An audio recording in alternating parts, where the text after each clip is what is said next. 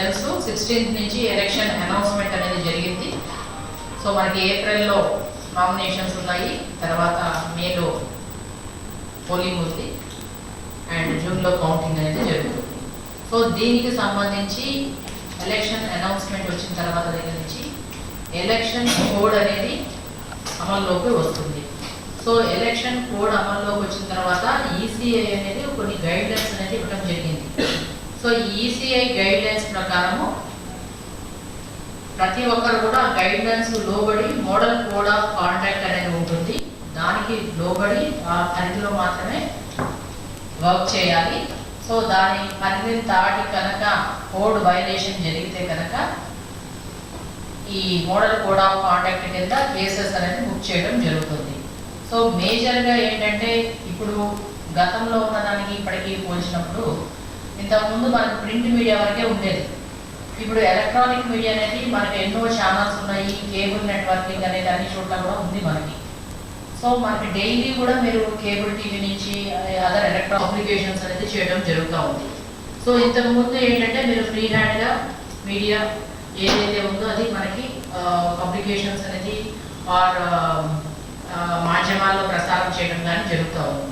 But ఇప్పుడు ఎలక్షన్కి related వచ్చినప్పుడు జిల్లా స్థాయిలో ఒక ఎంసీఎంసీ టీమ్ అనేది కాన్స్టిట్యూట్ చేయడం జరిగింది. అంటే media certification and monitoring committee అనేది ఇక్కడ ఒకటి జిల్లా స్థాయిలో ఎస్టాబ్లిష్ చేయడం జరిగింది. వన్స్ ఎలక్షన్ కోడ్ వచ్చిన తర్వాత ఇది మనకి స్టేట్ లెవెల్లో, అంటే స్టేట్ లెవెల్ కాదు ఈసీఐ లెవెల్లో, గవర్నమెంట్ ఆఫ్ ఇండియా లెవెల్లో ఈసీఐ లెవెల్లో ఒక కమిటీ ఉంది.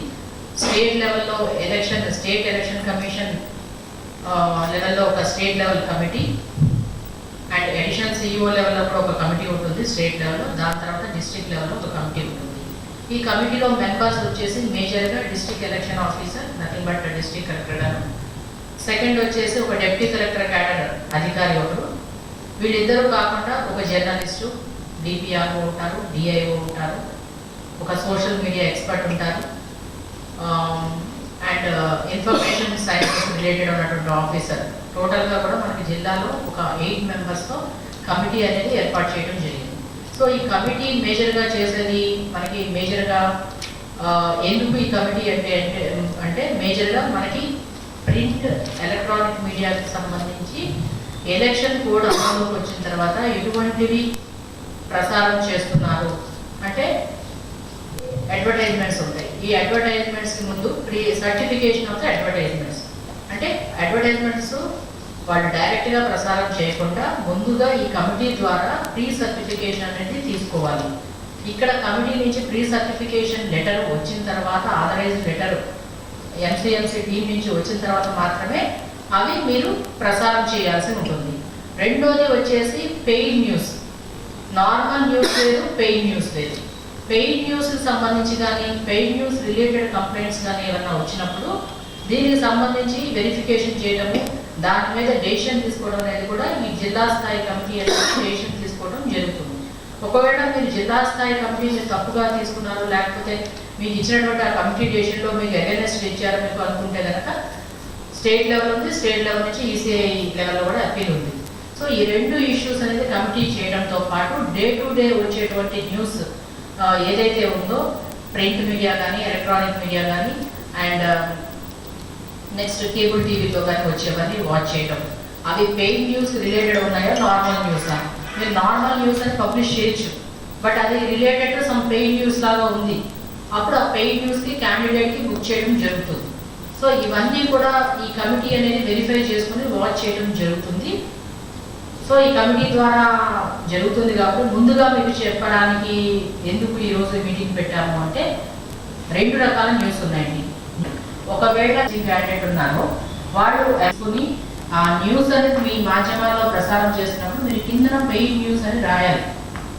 ప్రింట్ అయితే ఏదైతే పెయిడ్ న్యూస్ ఉందో పెయిడ్ న్యూస్ సర్టిఫికేషన్ కూడా చేయకుండా కూడా మనకి ఎన్బిఏ నుంచి గైడ్లైన్స్ ప్రకారం తీసుకోవడం జరుగుతుంది. క్యాండిడేట్ సంబంధించినటువంటి వ్యక్తిగత కంట్రీ రిలీజియస్ గా మన సందర్భాల్లో ఈ కంట్రీ అని చెప్పేసి మనం దూషించడం, ఎనీథింగ్ రిలేటెడ్ టు కాస్ట్ కానీ దీనికి రిలేటెడ్ ఇవి కాకుండా ఇంతే కాకుండా అటువంటి బేస్ చేస్తున్నాం. సో ఇటువంటి ఏవి కూడా ప్రింట్ ఆర్ ఎలక్ట్రానిక్ అడ్వర్టైజ్మెంట్స్ ఎందుకు ఇవి చెప్తున్నామంటే రేట్ చార్ట్స్ ఏదైతే పెయిడ్ న్యూస్ ద్వారా ప్రసారం చేస్తున్నారో అండ్ పెయిడ్ అడ్వర్టైజ్మెంట్స్ చేస్తున్నారో దీనికి సంబంధించిన రేట్స్ అన్ని కూడా క్యాలిక్యులేట్ చేసి ఇక్కడ నుంచి డిస్ట్రిక్ట్ లెవెల్లో అకౌంటింగ్ టీమ్ అనేది వీళ్ళు సబ్మిట్ చేయడం జరుగుతుంది. అకౌంటింగ్ టీమ్ నుంచి మన జిల్లాకు కూడా ఎలక్షన్ ఎక్స్పెండిచర్ అబ్జర్వర్స్ అని ఉంటారు. ఈ రిపోర్టింగ్ అంతా ఇచ్చిన తర్వాత ప్రతి ఒక్క క్యాండిడేట్ కూడా ఎక్స్పెండిచర్ లిమిట్ అనేది ఉంది. అసెంబ్లీకి సంబంధించి 40 lakh వరకు కూడా ఎక్స్పెండిచర్ చేయొచ్చు. పార్లమెంటరీ ఎలక్షన్ సంబంధించి కంటెస్ట్ చేసే క్యాండిడేట్ 95 lakh వరకు కూడా ఎక్స్పెండిచర్ బుక్ చేసుకోవచ్చు. దాని పరిధి దాటి ఉండకుండా ఉండటానికి వీళ్ళు ఆ రెగ్యులేషన్లో అంతవరకు మాత్రమే candidate is allowed for doing the expenditure. So అలా ఉంటుంది.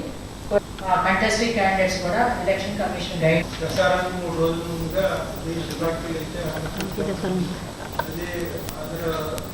క్యాండిడేట్ యొక్క సంతకంతోనే అప్లికేషన్ మీ సంతకం పెడితే మీకు ఇవ్వడం జరగదు. క్యాండిడేట్ అనుమతితోనే తీసుకోవాలి. అందులో మీకు సర్టిఫికేట్ ఇచ్చే దాంట్లోనే మేకింగ్ ఛార్జెస్, మీరు రోజుకి ఎన్ని ప్రసారాలు ఇన్సర్ట్ చేస్తారు, ఆ కాస్ట్ అది కూడా మీరు మామూలుగా మీరు చూపించవలసి ఉంటుంది. తర్వాత ప్రతి ప్రీ సర్టిఫికేషన్ వెరిఫికేషన్ అనేది అయిపోయాక దాని మీద కంపల్సరీగా కింద అప్రూవ్డ్ బై ఎంసీఎంసీ అని నెంబర్ ఉంటుంది. ఆ నెంబర్ అదే 1/2024 అది మాత్రం కంపల్సరీగా ఉంటుంది. అది లేకపోతే మాత్రం అది అఫెన్స్ అవుతుంది. అదేవిధంగా ఈ వాటిల్లో క్యాండిడేట్ మీద వ్యక్తిగతంగా కానీ ఈ దోషంలో ఇవి లేకుండా చూసుకోవాలి. అలాగే వాటిల్లో కూడా వెనకాల ఈ రాజకీయ నాయకులు ఫోటోలు అవి ఉంటుంటాయి ఒకసారి, అది కూడా గమనించవలసి ఉంటుంది. అంటే మేము చూస్తాము, మీరు ఎలక్షన్లో మీరు ముందు చూసుకోవాలి. అది లేకుండా ఇప్పుడు ఏదైనా క్యాండిడేట్ ఏదైనా నాకు ఓటు వేయండి ఎపీల్ చేసేలా వాయిస్ ఏదైనా అడ్వర్టైజ్మెంట్ ఇచ్చారనుకోండి, బ్యాక్ సైడ్ ఉండకూడదు.